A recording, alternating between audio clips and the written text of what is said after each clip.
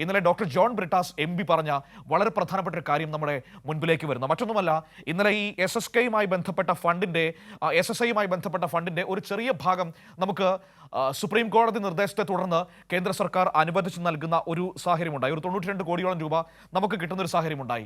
അതിന്റെ പശ്ചാത്തലത്തിൽ doctor John Brittas MP ഇന്നലെ കുറിച്ച ഒരു കുറിപ്പുണ്ട്.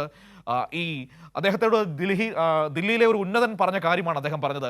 കേരളത്തിലെ മാധ്യമങ്ങളുടെ നിലപാട് എന്നെ പലപ്പോഴും അമ്പരപ്പിക്കാറുണ്ട്.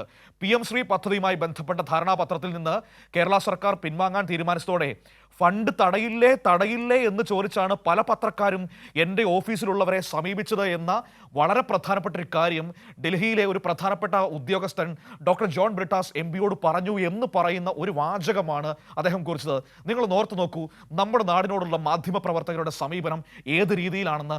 നമ്മുടെ നാടിന് എന്തെങ്കിലും ഒരു കേട് സംഭവിച്ചാൽ അത് അത്രയും വലിയ വാർത്തയാക്കാം എന്ന് വിചാരിക്കുന്ന ഒരു കൂട്ടം മാധ്യമപ്രവർത്തകരുടെ ഇടയിലാണ് നമ്മുടെ ജീവിതം കടന്നു പോകുന്നത് എന്നതാണ് ഏറ്റവും പ്രധാനപ്പെട്ട കാര്യം.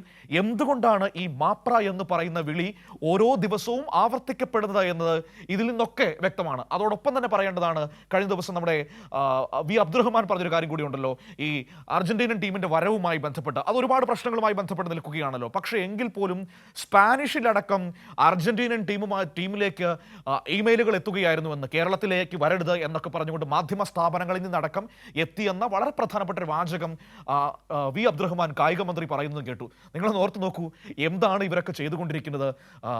ഏറ്റവും അഭിമാനകരമായ ഒരു തൊഴിലിടമായിരുന്നു. തൊഴിലിടം എന്നതിനപ്പുറത്തേക്ക് ഒരു കടമയായിരുന്നു എന്ന് കരുതിയിരുന്ന ഒരു മേഖലയാണ് മാധ്യമപ്രവർത്തനം. ആ മാധ്യമപ്രവർത്തനമാണ് ഈ നിലയിലേക്ക് തരംതാണു പോയിരിക്കുന്നത് എന്ന് ഏറ്റവും സങ്കടത്തോടെ ആ ഫ്രറ്റേണിറ്റിയുടെ ഭാഗമായി നിൽക്കുന്ന ഒരാളെന്ന നിലയിൽ പറഞ്ഞു വെക്കേണ്ടി വരുന്നത് ഏറ്റവും സങ്കടകരമായ ഒരു കാര്യമാണ്.